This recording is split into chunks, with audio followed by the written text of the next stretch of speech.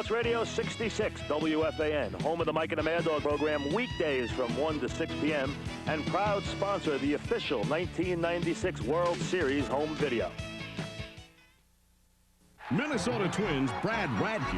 Last season, he struck out 75 batters, pitched 2 complete games, and gave up 32 home runs. Chihuahua! Chihuahua! Chihuahua!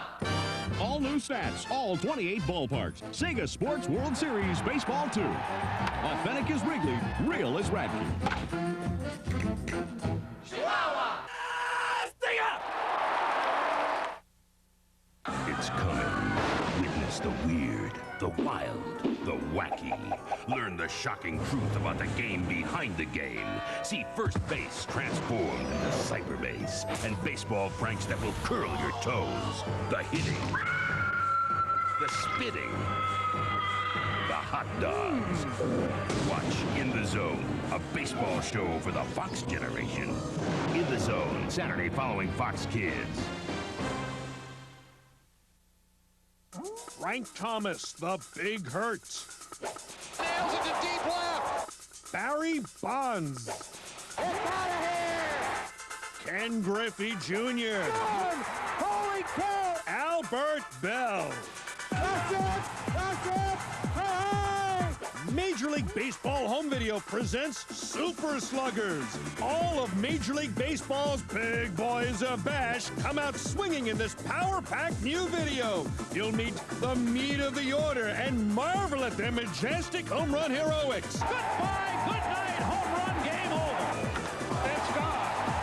Halfway up in the blue seats. Holy cow. Home run Bonds, tie game. It is grand salami time. My, oh my. Adios, a home run. Then you'll hear their secrets of success. I really believe it was a God-given talent. It's up to play with an attitude. That's what it takes. It takes an attitude to drive a baseball. I eat rice and beans every day. I think it all comes from the forearms and the hands. Is where you get your power from. My height, 6'3", weight, at the moment, unknown. My power comes from my mom. My mom's about 6 foot, 240 pounds. To hit a home run, that's a special feeling. High and deep, and we are going home. On the roof! On the roof! He buried it! He buried it! What a blast! Put it on the board, yeah! What a finish! Wow! Super Sluggers.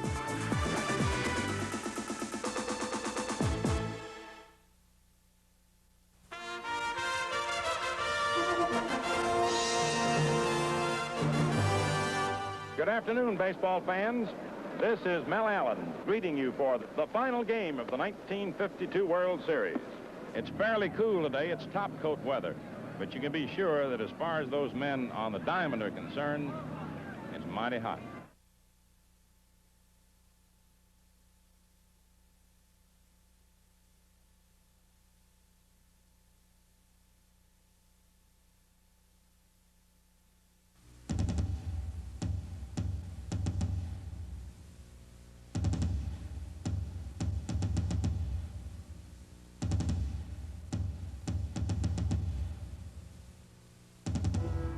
It's the best starting pitching staff in baseball.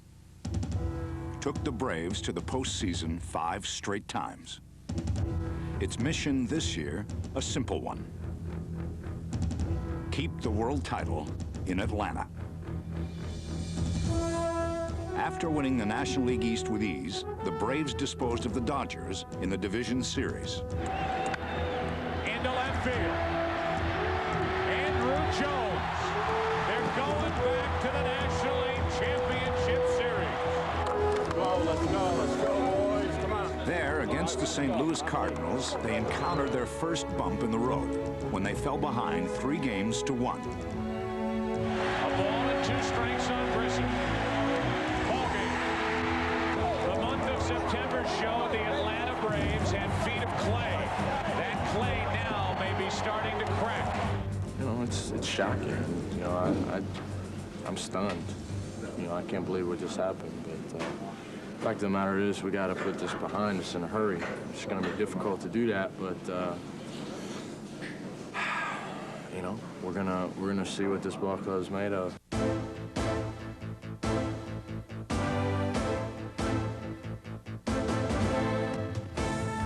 With the mark of a champion, the Braves rallied.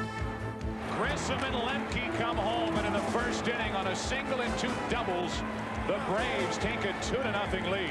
And it's 5-0 Atlanta here in the first inning.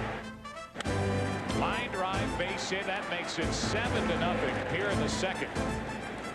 Behind John Smoltz and a championship series record 22 hits, the Braves cruised. When the teams returned to Atlanta, Greg Maddux stepped up, as did the Braves defense.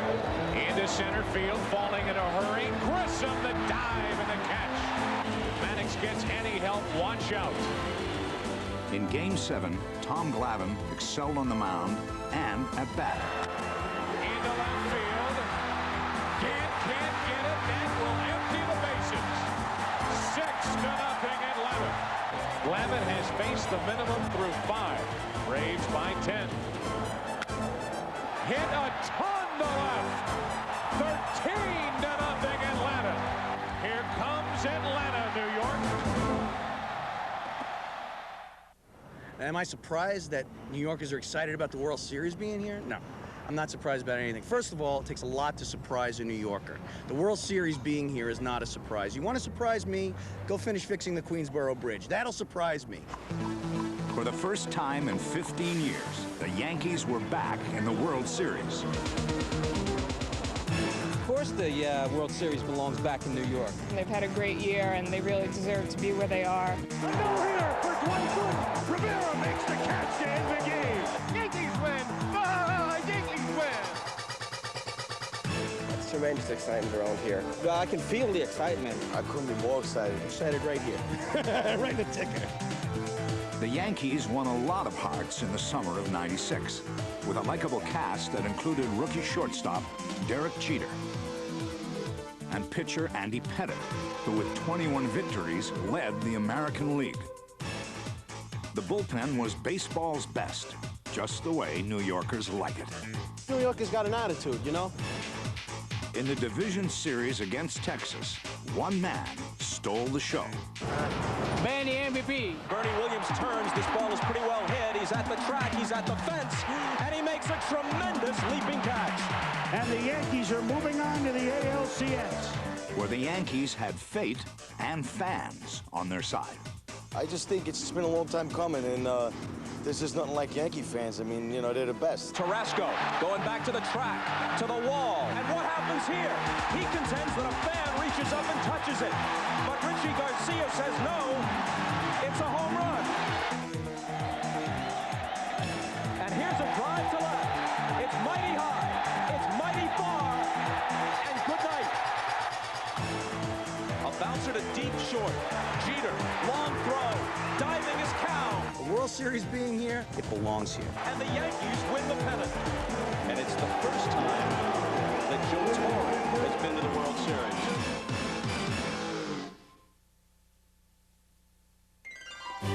Presenting the 1996 World Series, featuring the New York Yankees and the Atlanta Braves. In this, Joe Torre's first ever World Series appearance, it was just like going home. Joe was born and raised in Brooklyn, little brother of Rocco and Frank, all 3 men a fabled part of the Broadway Parade Ground Sandlot League. Here on Avenue T in Marine Park, in the house Joe Torre was raised, his sister Ray still lives, embracing the sweet irony that has brought her brother home. If it happened with any other team, I don't think it would be as rewarding to us as it is being a New Yorker. And also, as children, we were National League fans. And when he was asked to be the manager of the Yankees, we thought that was wonderful because they were so elite and high up in our estimation. They always won World Series. They beat always the National League. And now we're in it with the Yankees, and that couldn't be better for us. Torre's family roots extend to a Catholic grammar school in the neighboring borough of Queens, where Joe's other sister, Sister Marguerite, imparts her students with the knowledge that I comes before E, and the Yankees certainly come before the Braves.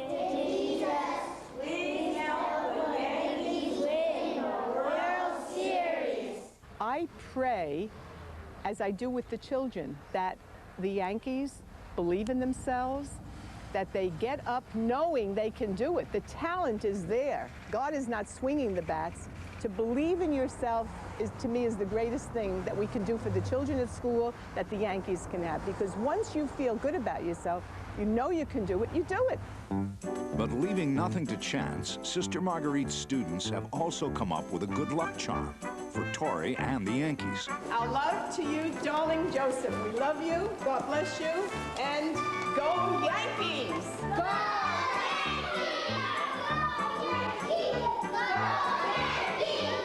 Go Yankees, go out and win. Love you, Yankees. Dear Joe Torre, I hope you win the World Series. This is all of what I have to say. Bye-bye. That's okay, too. In still another New York borough, known as the Bronx, a World Series game was about to be played, and it was the talk of the town. I haven't looked forward to a baseball series like this in 20 years. I don't know how you feel. This is a great series. Well, we got the two teams, Mike. Thank God St. Louis, the Braves beat the Cardinals. This will be a great 8 days. Yankee program, scorecard. 5-2, that's a score. Yankees.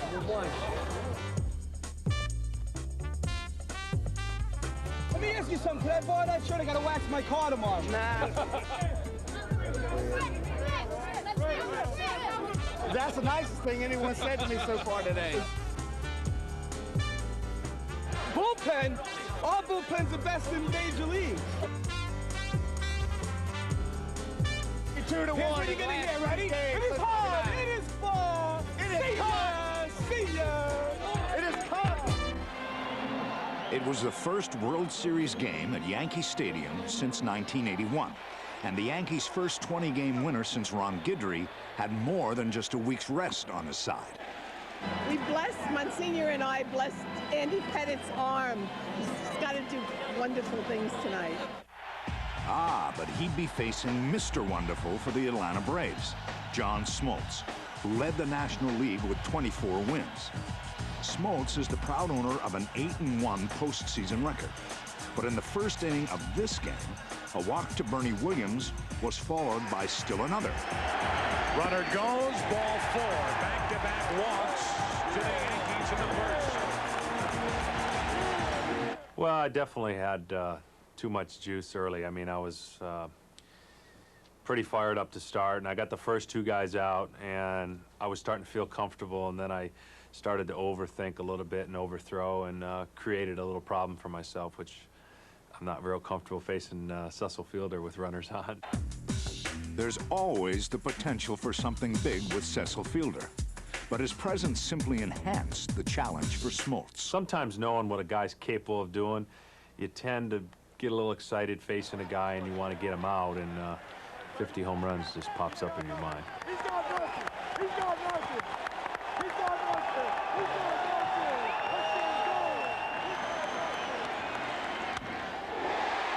Into right. Jermaine dive back to get it off the end of the bat to end the inning. Smoltz had survived the moment, and the Yankee rally had been squelched. Not so the fans. That's all right. John Smoltz, these aren't the Cardinals. These are not the Cardinals. The Cardinals were a memory, thanks in part to League Championship Series MVP Javier Lopez, who came up in the second with 1 out. 1-2. Had him reaching up the middle, base hit. And that's the way the postseason has gone for Javi Lopez. With Lopez on first, Pettit got rookie right fielder Jermaine Dye on a fly ball for out number 2. Manager Bobby Cox had benched Ryan Klesko this game in favor of Curaçao native Andrew Jones, who began the season with the Class A Durham Bulls. Now, his first World Series at bat. Long drive into left field. At the track, at the wall, it is gone. Andrew Jones, his second postseason home run, and it's 2-0 Braves in the second. I just run the base and happy to hit a home run in the World Series and happy to put the team in the lead. At 19 years, 5 months, and 27 days, Jones had eclipsed Mickey Mantle as the youngest man ever to hit a World Series home run. 1 inning later, the Braves threatened once again. Come on, Andy! Settle down! With nobody out, both Jeff Blauser and Marquise Grissom singled, and Mark Lemke advanced them to second and third. With first base open, the Yankees pitched to Chipper Jones, who in just his second season already had seen his share of World Series happy days. This guy's kind of from the old school. He wears his socks like the old timers. This guy Chipper Jones. He does, yeah. He kind of prides himself on being an old-fashioned ball player. To the left side and through. In to score is Blauser. Here comes Grissom. The throw by Strawberry, not good. And it's 4-0 Atlanta here in the third. Unfortunately for the fans, the carnage continued. Oh, man.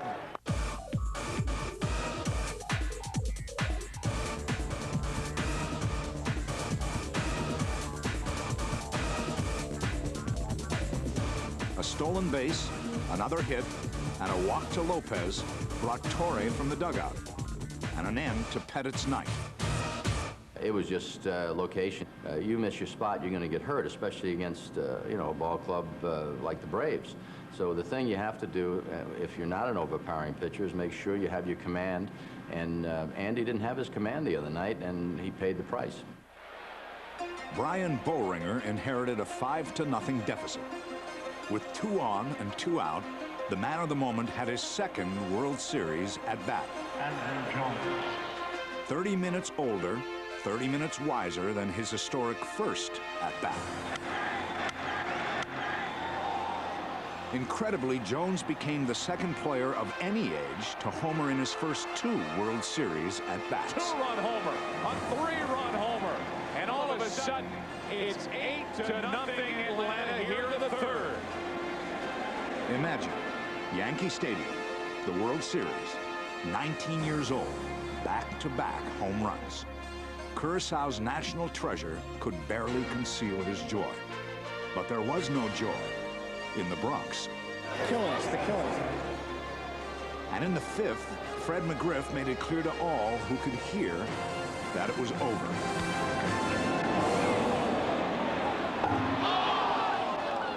Three more runs in the 6th gave the Braves 12 for the night, 44 in their last 4 games. And by giving up just 1 run, Smoltz raised his postseason record to 9-1. It was the worst loss by a Yankee team in 34 World Series, 188 games. It was a night when everything that could go wrong did go wrong. A night you chalk up to the baseball demons and try desperately to forget.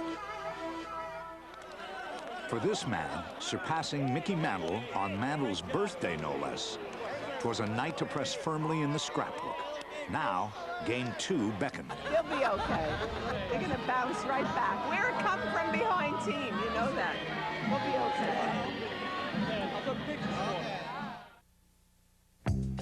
Well, when you're going to a World Series game in the Bronx, there's only one place to meet.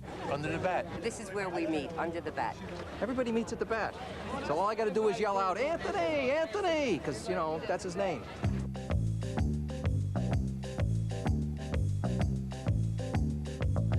I'm waiting for a colleague and a guest from Germany, actually. Come on, my son came from Durham. His father's coming from Florida. I came from Brooklyn, over the Triborough Bridge, from Galifi's pastry store in Brooklyn. I should have had him FedEx the tickets. Hey, here he is. What are you doing? What timing? How you doing? What's going on? How long you been here? About a half hour. I've been sitting on the other side since 5. Hey! It was traffic, right? Okay, We're ready now. Let's go Yankees. Go Yankees. For Yankee fans, the prospect of facing Game 2 starter Greg Maddux was not one they relished. With 4 straight Cy Young awards to his credit, Maddux had just completed his 9th straight season with 15 or more victories. His opponent's resume wasn't quite as impressive, though Jimmy Key was 2-0 in World Series play. But here he quickly ran into trouble. Come on, Jimmy, let's go. Let's get him out. And he hits one down the line and left. It's a fair ball and extra bases. It ends up bouncing into the seats, interfered with, so a double with 1 out for Lemke here in the first inning. Come on, McGriff. Get in the batter's box. Fred McGriff and Jimmy Key were teammates in Toronto for more than 4 seasons.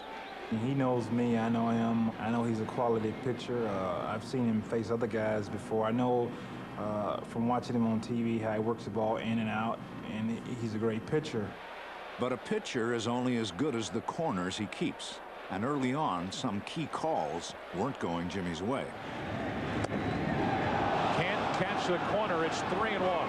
That was right in there, up. If Jimmy Key doesn't get pitches like that for strikes, it's going to be a long night for the Yankees. The umpire was a national umpire, and he's not used to me. He's trying to learn what I do and how my ball moves and stuff. And in that specific instance, you know, it was a crucial pitch in that inning, and I didn't get it. Like the umpire said, it was a ball. So the count goes to 3-1, and now I'm telling myself, try to get a good pitch to hit. And Jimmy Key threw me a pitch that was up. Fence into left center field. Slicing to range, but it falls in front. Lemke scores, and it's 1-0 Atlanta here in the first. The frustration quotient grew as the game wore on. With McGriff driving in 3 runs, the Braves eschewed the long ball and instead knit and picked their way to a 4-0 lead. They've gone from big ball to little ball in 24 hours. On the other side, and to no one's surprise, Maddux was masterful, consistently drilling the first pitch for a strike. He gets a great deal of satisfaction out of outfoxing somebody. He's got a lot of killer instinct in him, and he just quietly goes about sticking it to you. That's precisely what he does. Baffles hitters and infuriates fans. You look up, you're 0 for 3, you're 0 for 4, you got 3 ground balls to the shortstop, and you say, you know, how did it happen? He can chew you up and spits you out. Let it say nothing. Come on, everybody. Well, looks like the smile up.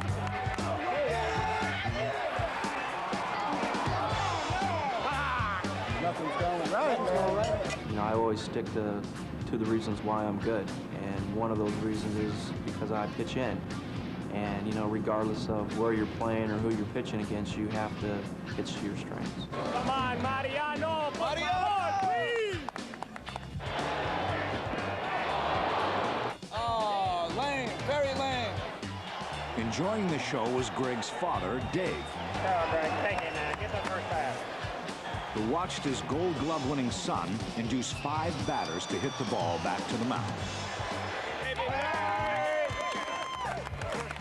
How many is that? About 9 of them right back to him? Oh, God. My movement was pretty decent, and, you know, instead of getting hit hard, I got some nice ground balls. 2 on, nobody out for Wade Ball. Double play ball. Lemke flips out over to first. Got them both. He was frustrating a lot of guys because they were thinking the way he was coming in. It was like he was reading their mind. It just doesn't seem fair that Maddux, you know, has that kind of intuitive approach to pitching.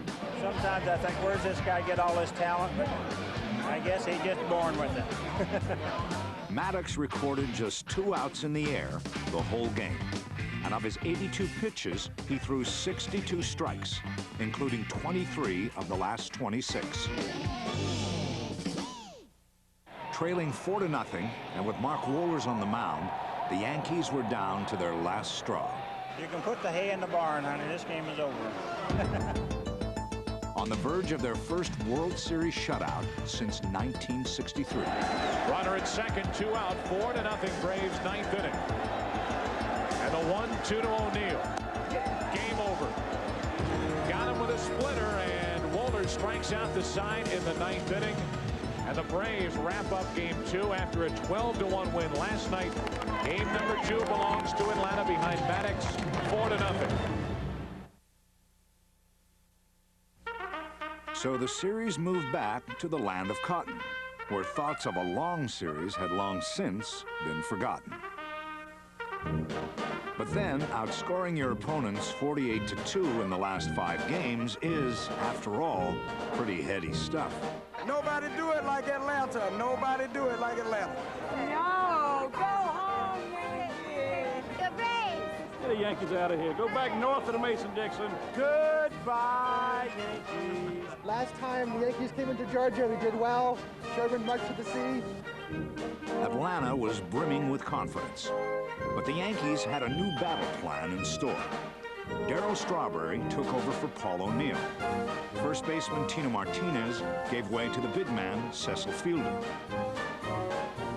And at third base, Wade Boggs was benched in favor of Charlie Hayes, as the Yankees pulled out all the stops to avoid the portent of a sweep. There was another starter in the lineup who at one time no one expected to see. On May 10th, David Cone had surgery to remove an aneurysm in his right shoulder.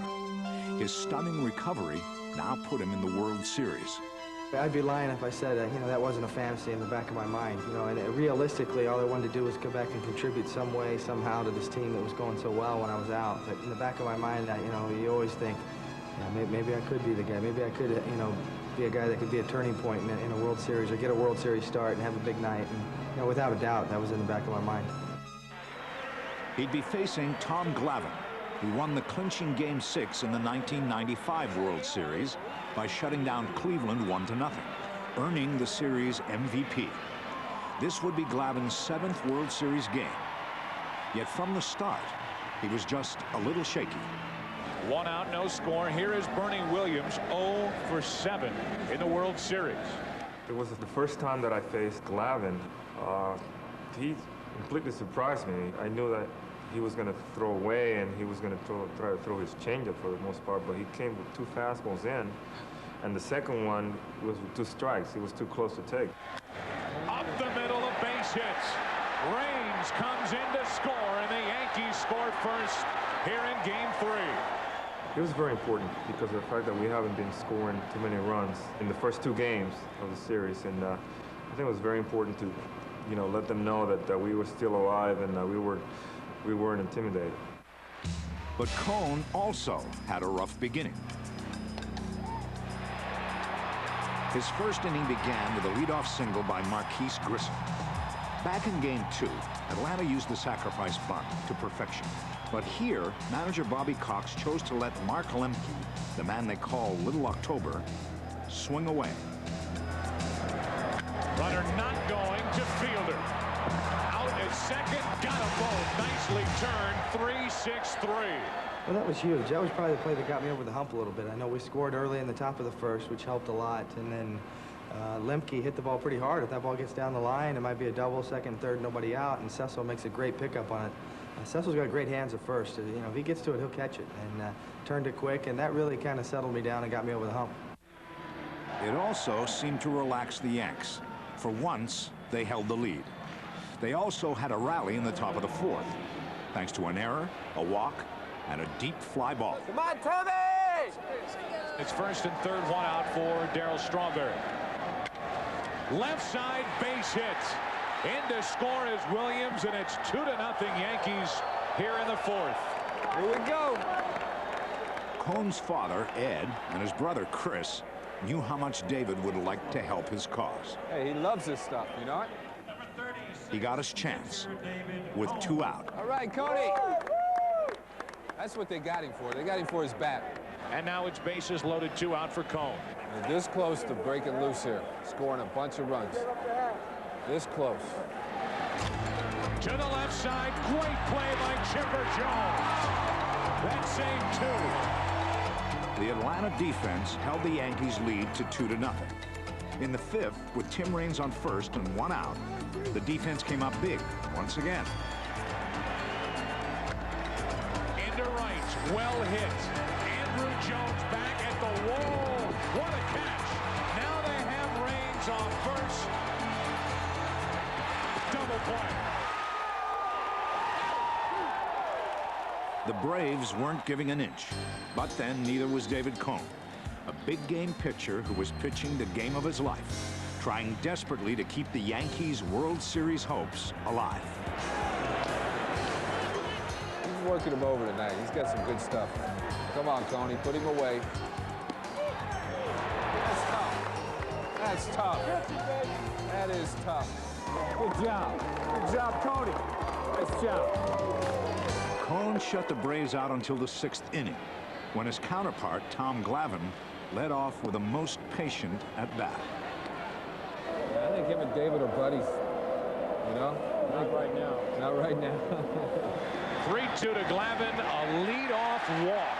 It's a little bit of a blow when you walk the pitcher to lead off an inning, or when you walk anybody, much less the pitcher. And Glavine's a tough hitter. You almost pitch him like a regular hitter, and that was our scouting report going in. But I kind of said this might come back to haunt me, and I know I was going to have to work hard to get out of that 6th inning. Into left field, off the end of the bat. Raines can't make the catch, and the first two are on for the Braves in the 6th. And now the question is, do you bunt? One would certainly think so. In the air, fielder, one out. You see how quick he got in there for a big guy? You got a big out there. Now you got a double play, and you're out of here. Instead, Cone created more problems when he walked Chipper Jones to load him up. Here comes Torrey. Joe Torre wants to have a word with him. Tell him what to do.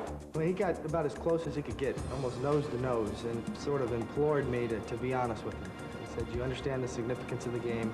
You know what the situation is. How do you feel? Tell me the truth. He never hesitated. You know, if there was a little hesitation, I probably would have read something into that. And I told him I felt all right. You know, I got us in this jam. I'll get us out. And then once he said, you know, I get this guy. I'll get out of this. And, you know, to me, David Cone, if you have 70-75% of David Cone, it may be better than 100% of somebody else because he's been down that road before. McGriff popped up to short center field, and the runners had to hold. That'll work. Now we got two. But now Cone faced Klesko, who could clear the bases with one swing. Come on, Coney. We worked him over pretty good last time. True, but this time, Cone fell behind. 3-1.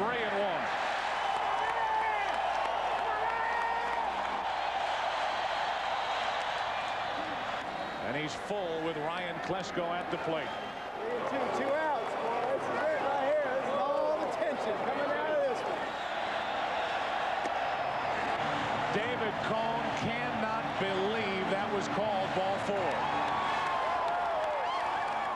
Klesko's walk cut the lead to 2-1. But the Yankees maintained that narrow margin when Cone got Lopez to pop up. It was the end of David's night, and his father couldn't have been more pleased. A lot of pressure on him. It's kind of a must-win situation. I thought he was very careful, and just did very good. Very proud of him. With Greg McMichael on for Atlanta in the 8th, the Yankees staged a rally, and to no one's surprise, it began with Derek Jeter. Ernie Williams gets to turn around and bat left-handed for the first time tonight. I was trying to, you know, make them feel like maybe, you know, it was going to be a bunt play, and I was just trying to look at the infield, see what were they playing. But in my mind, I knew I was swinging the bat. Down the line and right. Goodbye. 4-1 New York here in the 8th. I was thinking, you know, this is great. You know, this is great. We got our chance, and we were able to take advantage of it, and it was just a great feeling. You know, it's very difficult, you know, to play in a place that you haven't played before, and especially with this crowd. But it's just very gratifying to be successful. The Yankees added still another run in the top of the 8th. But in the bottom half, the unfathomable took place. Mariano Rivera actually ran into trouble. In what was his second inning of work, Rivera surrendered a leadoff triple to Marquise Grissom. Next, the perennially pesky Mark Lemke. To the right side and through. In to score Grissom, and it's a 5-2 Yankee lead. After striking out Chipper Jones, Rivera departed in favor of the man from down under, Australian Graham Lloyd, who felt calmer in this, his second straight game. You've got heaps of adrenaline flowing through you. It's just amazing the feeling you do have when you're coming into a World Series game. And the first night I got up, I was thinking about Australia. I was thinking about the folks back home, wonder how many people are watching. But last night I was just straight in there and thinking about where I'm going to pitch McGriff and Klesko. Into center field for Bernie Williams. 2 out. Now Lloyd. What a great job by Graham Lloyd. Rally caps notwithstanding, both McGriff and Klesko had been set down under. Another remarkable job by the New York bullpen. Now leading 5-2, the Yankees turn to John Wetland, with hopes of giving Torre the first World Series win of his 32-year career. Yankees trying to wrap up game 3. They lead 5-2, ninth inning, 1 on, 2 out. To the right side, Soho. Game 3 belongs to New York. The Yankees had made a dent, a remarkable, inspiring World Series victory for David Cone, the first of his career. From a cold operating table in May to the warmth of Atlanta, it was a medical miracle that brought Cone to this game, a miracle he now shared with those he loves the most. Let's go, bro. Let's go. My parents were the first ones I saw when I woke up after having the operation for the aneurysm, and to come this far and to see the look on their faces after that game. And you know, my dad's sort of a straight-up guy, you know, handshake, you know, pat on the back, and kind of got him over there and gave him a big hug, you know. And it's kind of rare in our family, and not a lot of emotion showed like that, but there was definitely an outpouring of emotion that night. Meanwhile, the emotions of Yankee fans had undergone a renaissance. From utter despair, the voices back home now offered a glimmer of hope. To me, the Yankees are where they should be. I give them a lot of credit last night. That was a nice job. They could have easily gotten swept, but they outplayed the Braves. Simple as that. I give them a lot of credit. Now, all of a sudden, it's a fight. No, I don't have to hear anything more from you or any Brave fan around the country about how this is embarrassing. They're not on the same level. I don't have to hear about that anymore. Now get down and play baseball. The Braves called on Denny Nagel in Game 4, while the Yankees countered with the beleaguered Kenny Rogers, who had struggled in the past few weeks.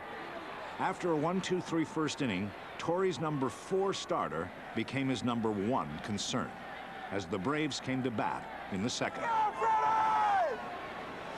3 balls and a strike on McGriff. Hit into center. Track, wall, 1-0 Atlanta.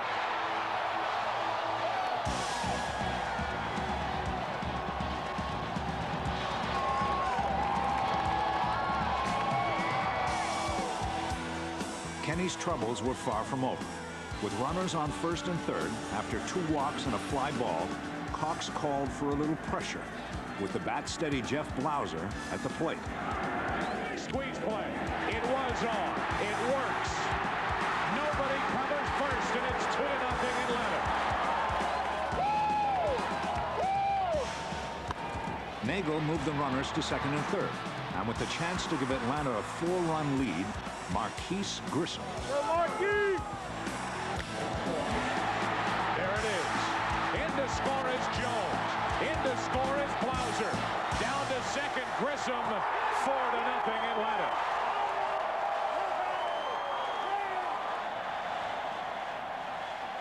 Yankee fans watched their deficit grow to 5, and by the third inning, Rogers' day was done. Meanwhile, Nagel continued to cruise.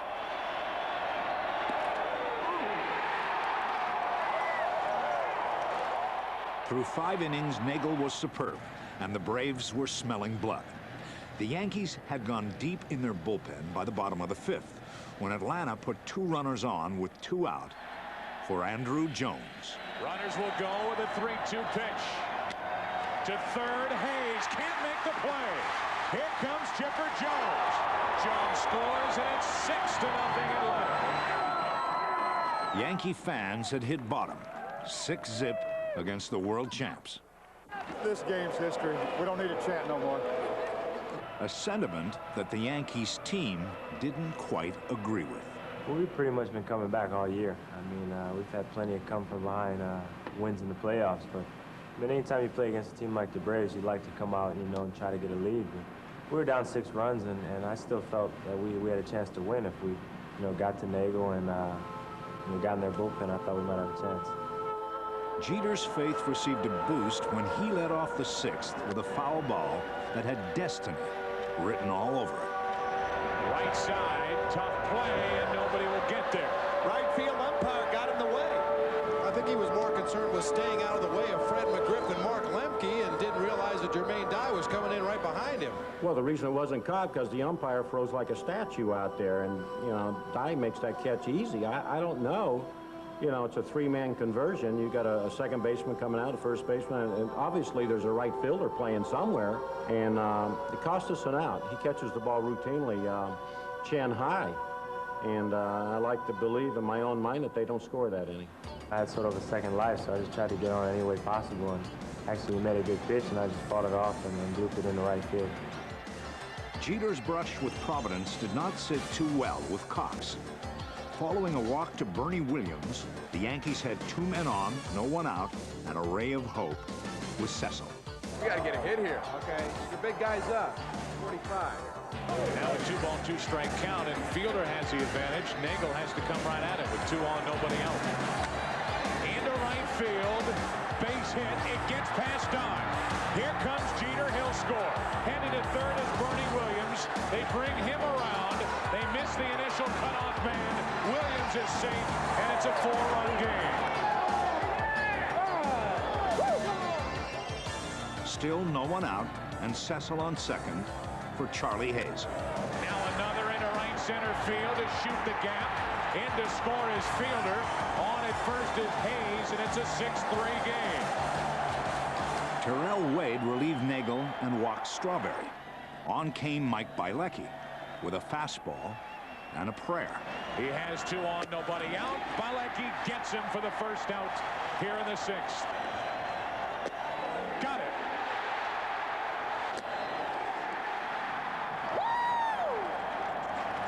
Once again, hope had turned to despair. Bielecki's amazing performance had seemingly put Atlanta back in control. With a 3-run lead, the Braves made an early call to Mark Wohlers in the 8th. But the Yankees were on a most auspicious roll. Charlie Hayes leads it off, a swinging bunt that will roll and stay fair. Unbelievable. A leadoff base hit, and Hayes is on to start the 8th inning. To the left side and through, a base hit for Strawberry. Wohlers has picked up 6 straight postseason saves. He's really going to have to work for this one. Now the confidence of Braves fans began to wane. Double play ball maybe. Belliard kicks it. They get only 1.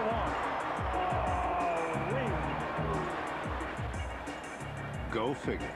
Shortstop Rafael Belliard had come in for defensive purposes, but was handcuffed by what appeared to be a certain double play ball. And it's first and third, 1 out. For the catcher, Jim Leyritz, his first at bat of the night. Big swing. He was right on it.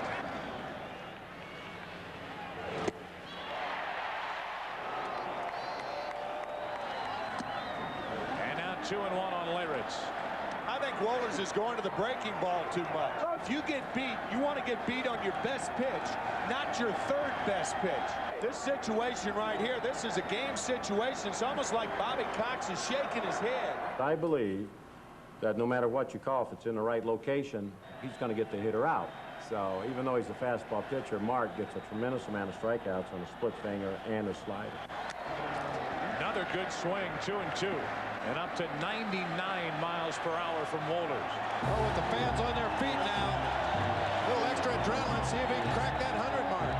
And a 2-2 pitch coming to Leyritz. Went back to the slider on the 2-2 pitch. I'm a dead fastball hitter. And when in doubt, don't throw me a fastball. Whether it's 100, whether it's 98 or anything like that. I think, like I said, if he makes his pitch there, if he makes a good slider right there, he probably gets me. But yeah, as far as my thinking, I was saying, okay, he's going to come back with a fastball. guy throws 100 miles an hour, I'm going to look fastball. Again, the 2-2 to Lyrics. In the air to left field. Back at the track, at the wall, we are tied.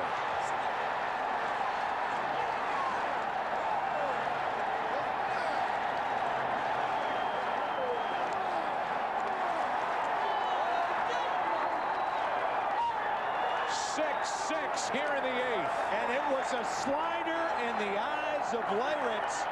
Another slider from Wohlers. What a remarkable comeback by the Yankees. Wow. I was not thinking home run right there. I'm thinking, okay, try to get the ball hit over the middle or right field, drive in at least one run and get us going. Unfortunately for me, when he hung the slider, I kept my hands back. And by looking fastball, it sped up my bat. I hit it and I was like, okay, let's just see if Andrew Jones has a chance to catch it.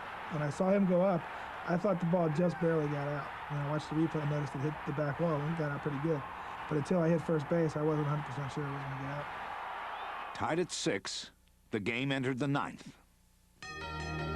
There, with 2 men out, the Yankees threatened once again. Fielder singled to right off Wohlers and moved to third on Hayes' hit to left. 2 men on, 2 men out, and Darrell caught a break. To the left side, trouble. That's a base hit, and that'll load the bases here in the 9th inning. Go, Waller! Pull yourself together, man.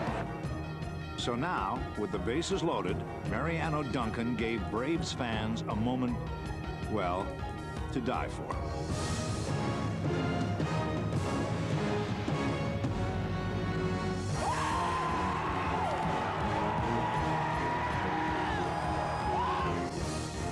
The Braves struck back in their half of the 9th with a Lemke hit. Come on, Chip! And a 1-out walk to Chipper Jones. Rivera had tired, and with runners on first and second, he gave way to the resurgent Graham Lloyd, who in the game prior, with a runner on base, had handled Fred McGriff. I come in there thinking, well, you know, I've pitched him away and I've had pretty good success the last couple of nights. I'm going to mix up my pitches, but I'll stay away from him. Jeter will try to start it. 6-4-3. We're going to extra innings here in Game 4. A game that had officially become a classic now moved into the 10th, where for the first time in the series, the Braves called on Steve Avery. He got 2 quick outs, then walked Tim Raines on 4 pitches. Jeter followed with a seeing eye single, and the Yankees had runners on first and second. With 2 out and Bernie Williams slated to bat right-handed, Bobby Cox made his move.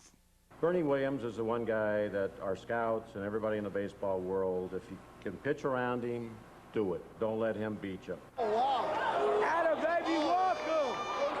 Walk him! They will intentionally walk Bernie Williams. How about that?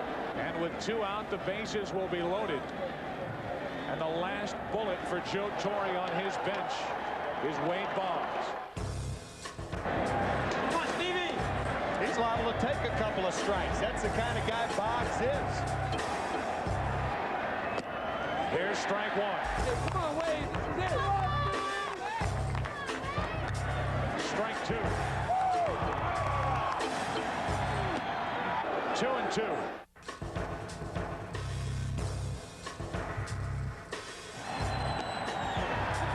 Full count, and the runners will go.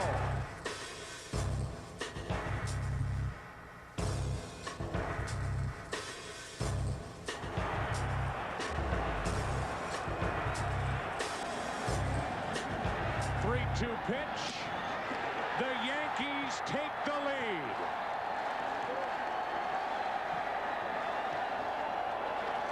Incredibly, the Yankees had come back from 6 runs down to take a 7-6 lead. They extended it to 8-6 when Klesko lost Charlie Hayes' soft flare to first in the lights. Lloyd did his job in the bottom of the 10th when he fanned Klesko. Atlanta fans were resigned to acknowledge that the New York bullpen was out-pitching theirs. But with Wetland now in the game, that 19-year-old boy wonder got his 3rd hit of the night. Ripped into left field, a 1-out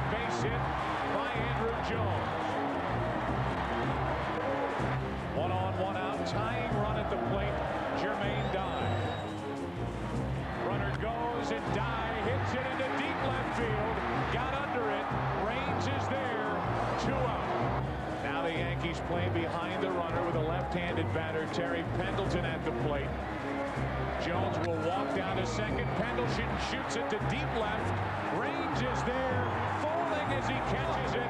And in 10 innings, the Yankees hang on and win 8-6. And this series is tied at 2 games apiece. In 4 hours and 17 minutes, the longest World Series game ever, the Yankees became just the 3rd team in the history of baseball ever to win a postseason game in which it trailed by 6 runs. Tremendous comeback. Guys never gave up. Everyone contributed. Jimmy Leyritz gets a huge 3-run homer off a great stopper, Mark Wohlers. Great game. Tonight's ball game, everything that happened after the 8th inning shouldn't have happened.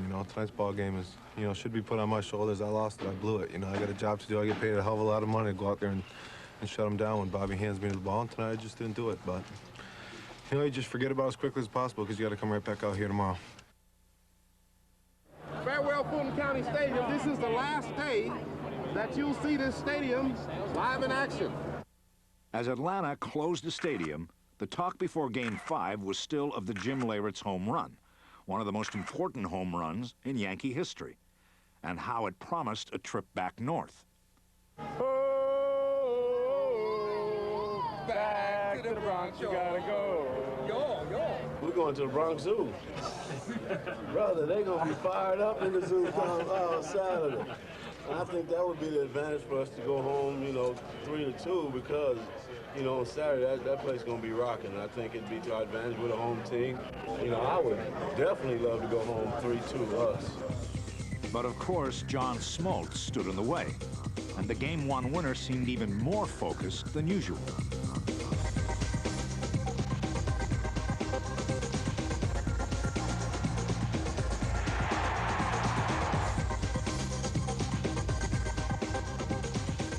Through the first 3 innings, Smoltz struck out 6. It was safe to say that in Atlanta, confidence was high. They ain't no big smoke. But matching him pitch for pitch, Andy Pettit, so ineffective in Game 1 when he gave up 7 runs, he took a different approach in this game, one that would prove to be far and away better. I hadn't pitched like that the entire year. This year I pitched inside fastballs, cutters inside, and that was pretty much it. I had success all year with it, so I stayed with it. And then all of a sudden, I go out there in Game 5, I got a good fastball away, and that's all we threw. I mean, we probably threw 70 fastballs away out of the 100 pitches I threw. So it was just real weird to go out there and be able to throw a completely different game than I've pitched all year. I'm glad these fans got a chance to see the American League Cy Young winner. Neither team budged an inch until the 4th inning, when the Yankees got a break from a place they'd least expected. Hayes hitting .250 in the World Series. That's well hit into right center field. Grissom back to get it. Drops it. Hayes will end up at second base as the ball falls in right center.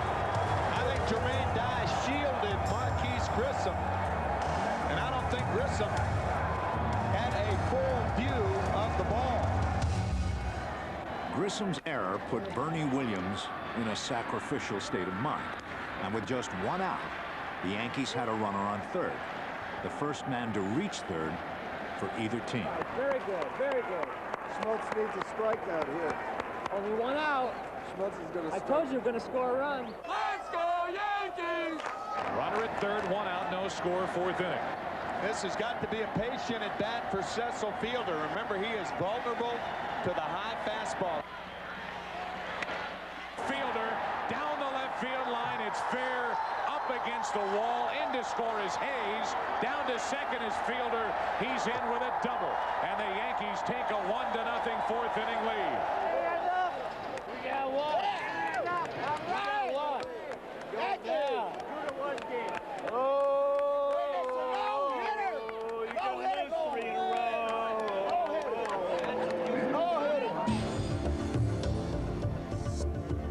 fragile 1-0 lead, Pettit carried a no-hitter into the 5th inning. But in the 6th, he ran into trouble, courtesy of a leadoff single by Smoltz and another by Grissom. The Yankees expect the bunt. Por favor, por favor. To Pettit. His throw to third. Out. Amazing for Andy Pettit, only 24 years old in his 2nd World Series game. You talk about poise. Obviously, if I look like an idiot, probably if he's safe. And I just went for it. I really can't even tell you. I didn't think about anything. If I had thought about it, I'd probably have been safe.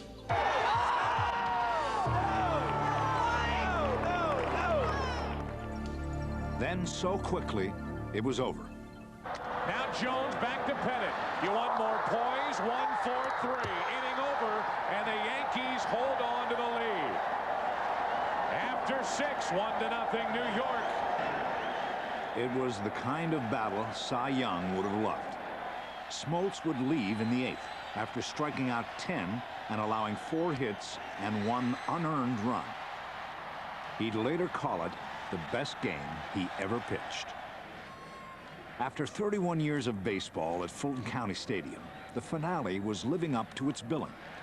And when the Yankees sought insurance in the 9th, with runners on 1st and 3rd, 2 out, and Wohlers on the mound, it also witnessed its share of surprise. For the batter was Pettit. I had my head down, I hear somebody screaming at me, and it's Zimmer. He's over there yelling, "Get a hit, get a hit," like that. So, and I realized they're going to send me to the plate against this guy. He's throwing 100 miles an hour, and I'm like, you got to be kidding me. I thought I was going to get pinch hit for. And here's what Joe Torre thinks of Chipper Jones and Fred McGriff, who will bat in the bottom of this 9th inning. He'll stick with the left-hander, Andy Pettit, not to hit, but to pitch. What is going on here? Joe Torre, what's going on? Come on, Andy! Runners at the corner, 2 out. Pettit pops one into left. Easy for Andrew Jones, and we head to the bottom of the 9th. Torre's gamble took an ominous turn for Pettit when the Braves opened their half of the inning with a hit. Base hit. Jones digging for second. He's there with nobody out. Oh, Fred!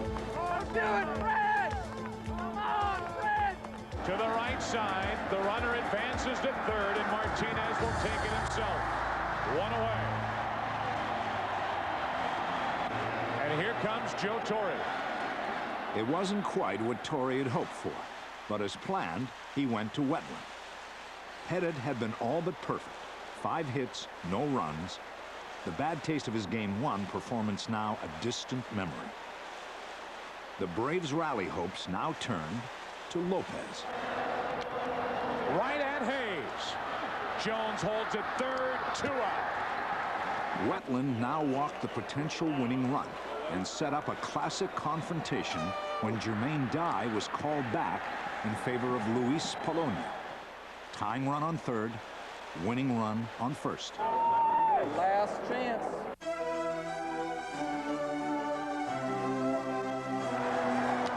Strike 1.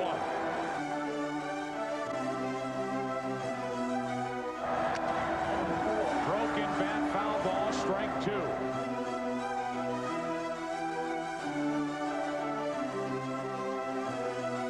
The 0-2. Polonia stays alive. 0-2. Do it again.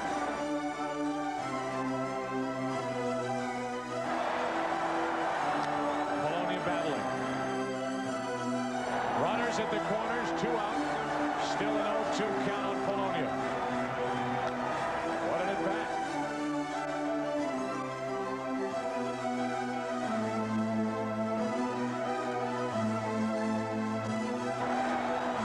From Wetland into right field. O'Neill is there. Ball game. Yankees win 1-0 as Wetland saves it for Andy Pettit. Nice play, O'Neill! Who could have imagined that the Yankees, after losing the first 2 games of the series, would sweep the defending champions in their own backyard, beat them in their stadium's final game.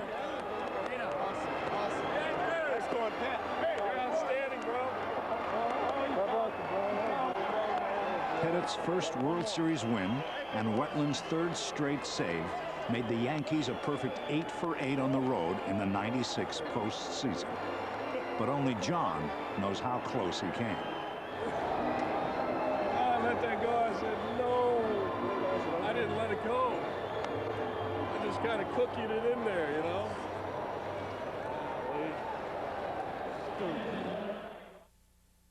As the teams returned to New York, the miracles continued. 2 miles from the stadium at Columbia Presbyterian Medical Center, Joe Torre's brother Frank awaited a heart transplant. Joe had lost his brother Rocco to a heart attack in June. Now, for more than 2 months, Frank lay waiting for a new heart. On the eve of Game 6, he got that heart, donated quite appropriately by a man from the Bronx. You go from, you know, no quality of life and probably death to all of a sudden, you know, having a young man's heart that, you know, and I'm being told by doctors that I have supreme confidence in, that I'll never feel, you know, I won't ever feel as good as I do now for quite a long time. So that's the ultimate. I mean, that was my World Series. It almost seemed too right, as though supernatural forces were guiding the Yankees through this World Series. And when 2 priests from Notre Dame threw out the first pitch, New York fans had to sense that this was their night. Destino, brother. El destino. La forza del destino. Are the Yanks going to win this thing or what? Huh? See, in New York, you got to believe, baby. It's the #1 place in the world. Born-again baseball fans had a newfound faith. 3 straight wins will do that to you. Now, the Yankees needed just 1 more victory for their first title in 18 years. They asked Jimmy Key for 5 solid innings, and he got off to a promising start, thanks to his slick fielding left fielder. Let's go, Jimmy. Let's go. Let's go, Jimmy. Tonight's the night. We're bringing it home tonight. Golf shot into left field for Strawberry. 1 away. Did you ever think you'd be talking about Darryl Strawberry's defense in a World Series?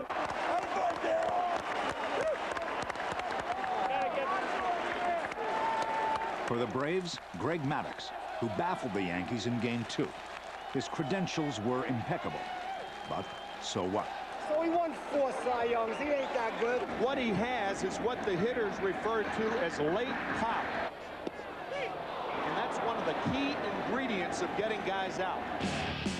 After breezing through the first 2 innings, Maddux encountered a hobbling Paul O'Neill in the 3rd, who threw a little salt in that recipe. Down the right field line, curling into the corner. Extra bases for O'Neill. Bad hamstring and all. It's a leadoff double. Up to this point, it hadn't been the best of World Series for Mariano Duncan. But now, he faced his most important task. Come on, Mariano! Move along. Put some wood on it. On the ground, on the right side. Let's go. To the right side, Duncan does his job. 1 out. The Yankees now needed a fly ball, and Maddox's former catcher delivered.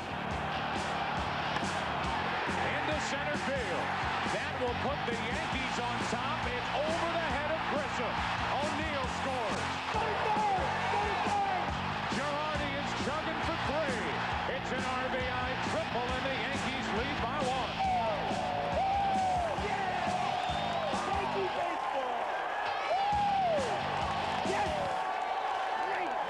So the Yankees have done in 2 1/3 innings what they couldn't do in 8 against Greg Maddux in Game 2, and that is dent home plate. Now the runner at 3rd, 1 out for Jeter. Base hit, 2-0 New York.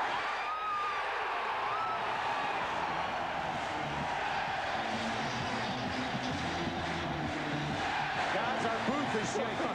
I think the whole city is shaking. Woo. A most un-Maddux-like 3rd inning.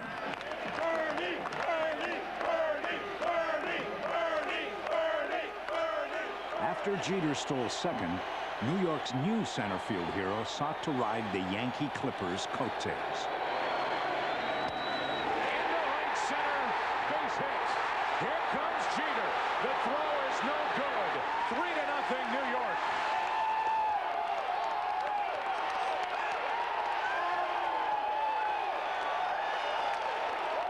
Though Williams died at second, the Braves' best pitcher had been outfoxed. Hey, Ted, how you liking it?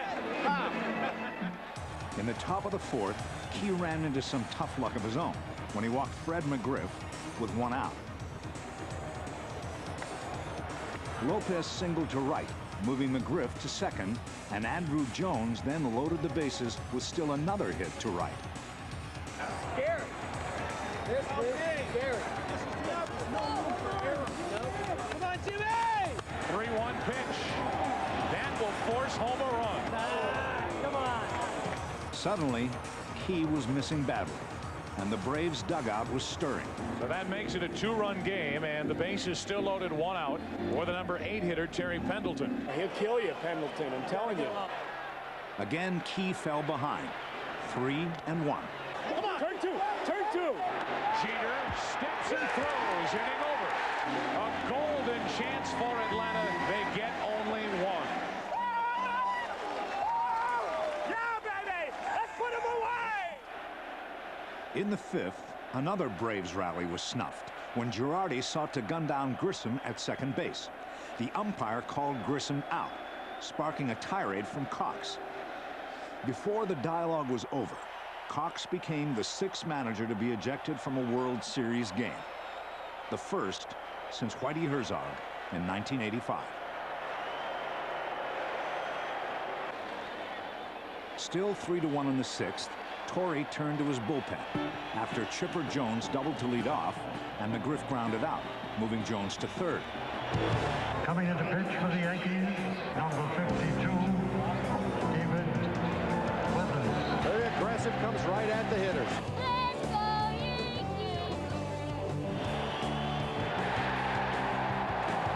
A strikeout and a walk from Weathers. It's first and third, 2 out. Here comes Torrey. As Klesko is announced as the pinch hitter. And now we see Graham Lloyd. An ERA of 0 in 5 innings pitched. Runners in the corners, 2 out. Gets under it, pops it up. Klesko in this series is 0 for 3 against Graham Lloyd. We're almost there. We are almost there. 9 more outs. The Yankees' hold the fort relievers had done their job. Now in the 7th, the magnificent Mariano Rivera came on to get his fait accompli, 6 outs.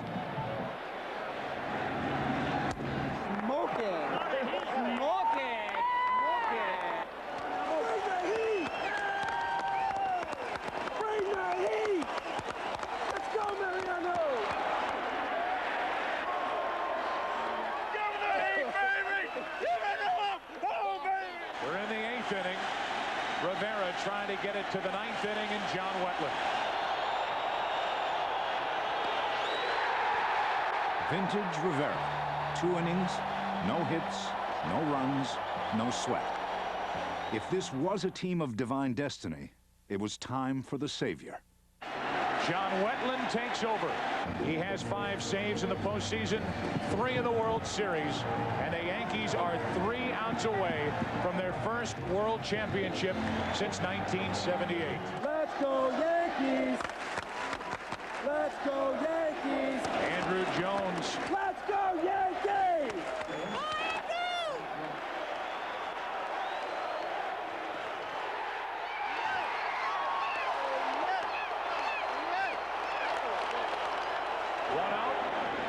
Klesko. Up the middle, off the glove of Jeter, and Klesko is on. That means the tying run will come to the plate. Guy gives you a run for your money. Oh, my poor brother, he'll have the heart next. 1 on, 1 out for Terry Pendleton. This a long way from over. John, put your heart out. John, you can rest all winter. Into That's a hit. Klesko will stop. Now he'll head to third. Throw cut off, and it's first and third, 1 out. Your attention, please. Ladies and gentlemen, batting for Bronson, number 17, Vince Colombia. Come on, John. Hey, you get this guy. Come on, John. Right down the middle, strike one. First and third, 1 out. Tying runs on for the Braves. Strike two. Wetland's pitching to the defense now. He'll continue to throw one fastball after another. 2 out. Joe Torre and the Yankees are now 1 out away. It's Wetland and Grissom. To the right side and through. A base hit. In to score is Klesko. And now one more hit could pull the Braves back even. 3 singles in the inning, and it's a 1-run game. Now it's first and second, 2 out for Lemke. A career 300 hitter in World Series play. Runners going. Lemke pops it foul. Near the dugout. And just out of the reach of Charlie Hayes.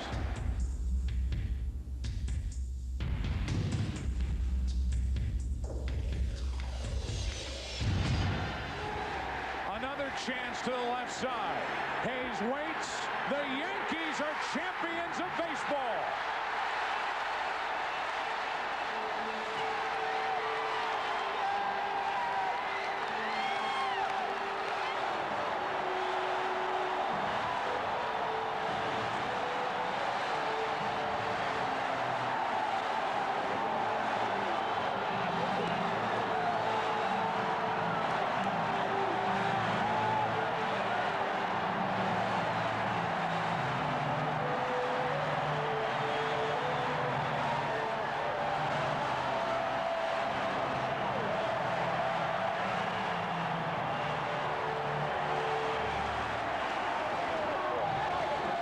They were a team, a likable team, maybe in fact a team of destiny.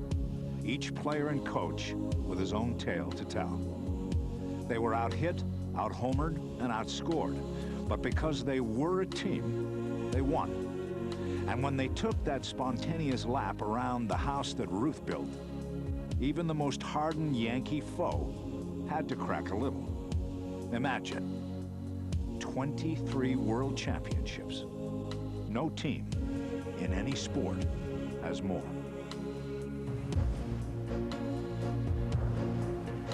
Oh, the fans never gave up on us. This is a New York team. It's a comeback team. It's a team with a lot of heart, a team that New York fell in love with. And there's no better place to win than New York. And it just seemed like we floated around the field. It was an incredible feeling. When it was over and the guys took a lap around the field, each one of them with their own story, knowing that from the first time I came here in 1956 to this, I've had a love affair with this team, and it just was very emotional to see the players wanting to wave goodbye to the fans and thank them. This team represents New York because they don't quit. New Yorkers don't quit. All the problems, they don't quit this city. And this team, more than any I've seen, exemplifies that spirit.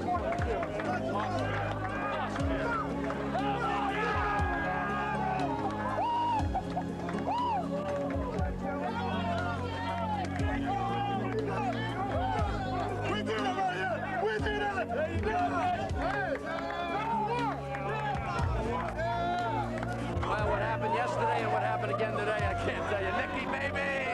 Hello, Nicky, baby! Am I going to steal one of these pictures from someone? Got it. We play today! We win today! To do it in New York is, they say it's no better, and we're experiencing that right now. This is awesome. Joe, I got a little cocktail for you, buddy. Well, I think it's very special for him. I mean, he had a long time getting this series, a lot of ball games, and again, you know, with his brother getting a new heart. And, I mean, he was just emotional high. So for him to close out the season this way, to be able to be world champions, I know he feels outstanding. I hope it lasts forever. I know it's so satisfying right now to be sitting here and exhausting. You're right, it does last forever. Reggie said it lasts forever, and you're right, because now you can talk about it. You know, I let the players celebrate on the other ones, but this one had to be for the fans right in the middle of the field, and it was so touching for me that, you know, they all, you know, were as warm as they were tonight. And so on a late October morning, the world witnessed perhaps the greatest sports spectacle of all time. More than 3 million people lined the streets of New York to honor their Yankees, to celebrate this wonderful game of baseball. That's one of the best feelings in my life right now. Being in front of all the beautiful people, look at that. That's what baseball is about, guys. This is incredible. Words can't describe it. It's something you see on TV, and until you experience it, it's the greatest thing in the world. This is incredible. These fans have been behind us all year, and you can't explain this right here. It's unbelievable. I mean, I can't describe this. People are crazy. I'm so caught up in this. I'm enjoying every second of this. You want to be a part of it. You always dream of being a part of it, and I'm here, and I can't believe it. And here in New York? No. I know that we have to go there and do it again. It's happened before. It will happen again. But in 1996, the Fall Classic truly lived up to its name.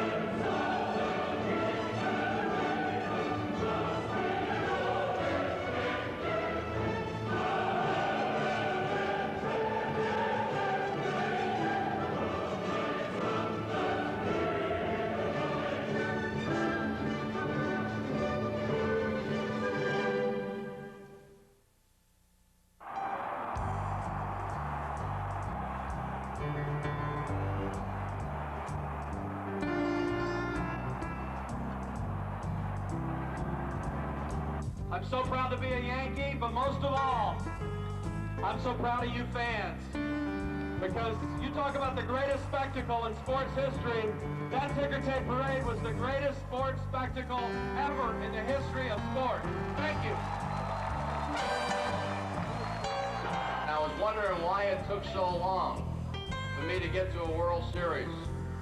4,200 plus games, 30 plus years. Well, I guess the good Lord was waiting for me to put on the pinstripes. Thank you very much. Mayor Giuliani, Joe and I would like to present to you and the people of New York this trophy for City Hall.